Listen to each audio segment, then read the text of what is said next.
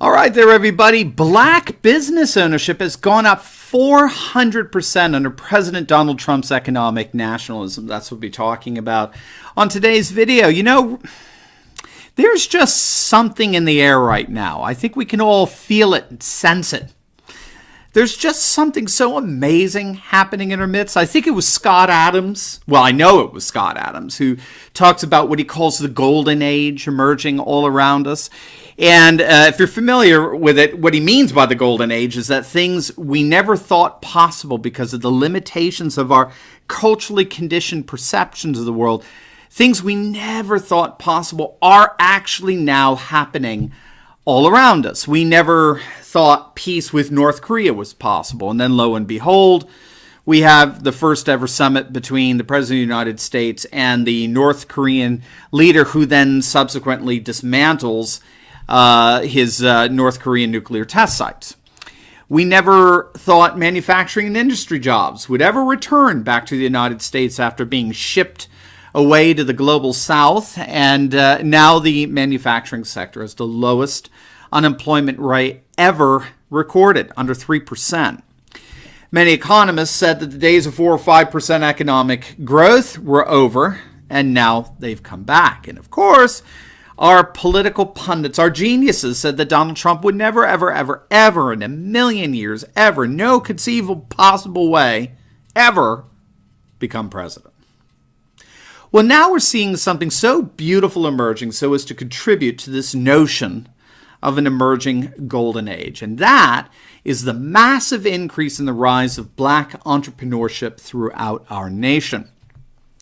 According to the 2018 Small Business Trends Survey, which tracks the status of minority-owned businesses in the United States, black-owned small businesses grew by an astonishing 400% in just 1 year alone between 2017 and 2018. In fact, after surveying more than 2,600 business owners, the study found that 45%, nearly half of all small businesses in the nation, were owned by minority ethnic groups in 2018. Now compare this to 3 years ago in 2015, we'll get an idea of how utterly astonishing this percentage is. Back in 2015, the percentage of businesses owned by minority ethnic groups was 15%.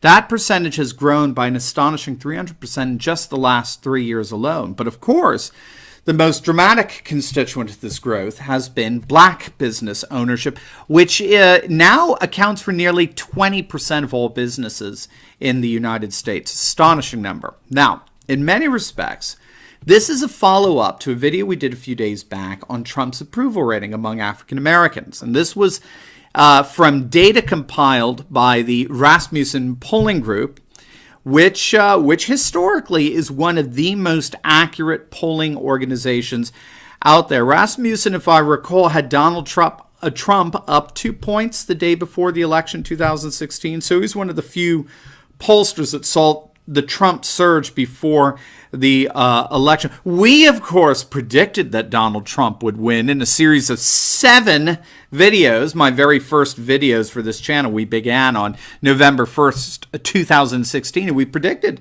that Trump would win the election. Sorry, I'll just never stop gloating on that one. So, last week, I believe it was Monday of last week, Rasmussen found that 31% of blacks approved of President Trump's performance, which was an astonishing number. Remember, again, we noted this, that African Americans are the single most reliable and monolithic Democratic constituency, voting on a national average of about 95% Democratic. So a 31% approval rating for a Republican president was inconceivable, right? As Vizzini is that his name? In the Princess Bride movie said, inconceivable. But then Rasmussen found that number, in just a few days after that poll, actually jumped again to an astonishing 36%. In other words, President Trump, the supposedly racist president, is within earshot of a 40% approval among the Democrats' most loyal constituency. And we pointed out, too, that these poll numbers are coming at a time when black support for the Democratic Party has been at one of its lowest points in the last few decades. A Zogby survey released back in May found that black support for the Democrats was down 20% since January of this year. Now, we argue that one of the reasons for the surge in support among blacks for President Trump was largely due to a massive paradigm shift that's currently going on in the United States when it comes to our conception of race relations. Again, like we argued for the last several decades, but particularly since the 1960s, the whole notion of race relations has been dominated by what we call here on this channel an emancipatory myth, which is a globalist-inspired political idea that re-envisions the state as a grand liberator of individuals from traditions and customs that are now deemed oppressive and discriminatory, right? The emancipatory myth is often referred to as identity politics or cultural Marxism. Regardless, it all boils down to this notion that the role of the state in a globalist society is to liberate or emancipate individuals or groups from cultural and traditional norms that are now considered oppressive and discriminatory. However, this vision of race relations is in fact currently being replaced, or at the very least challenged, by another vision of race relations, and that's what's known as economic nationalism. Okay, so now according to economic nationalism, the solution to racial disparities is not the promise of power to minorities, but rather the promise of new and exciting economic opportunities for every single citizen in the nation.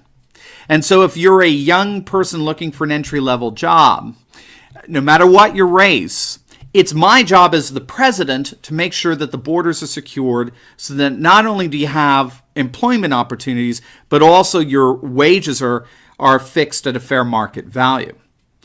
If you're an industrial manufacturing worker, it's my job as president to make sure that your jobs are protected from globalist multinational corporations that want to ship them overseas. And if you're an aspiring entrepreneur who wants to start your own business, it's my job as president to make sure to keep taxes and regulations low enough so that you have a free flow of money and ever-increasing profit margins so as to encourage and promote your entrepreneurial success. That's what we argue was really behind the motivating factor behind this inconceivably high levels of support for Donald Trump among blacks. Well, now we seem to have at least some evidential, circumstantial corroboration for that thesis. Black entrepreneurship is up so substantially in the last year that it would appear rather odd and strange for that not to be effectively transfiguring their approval rating of Trump. And my friends, if this is happening, if the economic boom that we're experiencing really is effectively replacing the emancipatory myth with economic nationalism among all races and ethnicities within our nation, if that's true, the Democratic Party is dead. It just doesn't know it yet. Its whole commitment to identity politics and cultural Marxism is evidenced of late by Andrew Cuomo's ridiculous assertion that America has never been that great in the first place.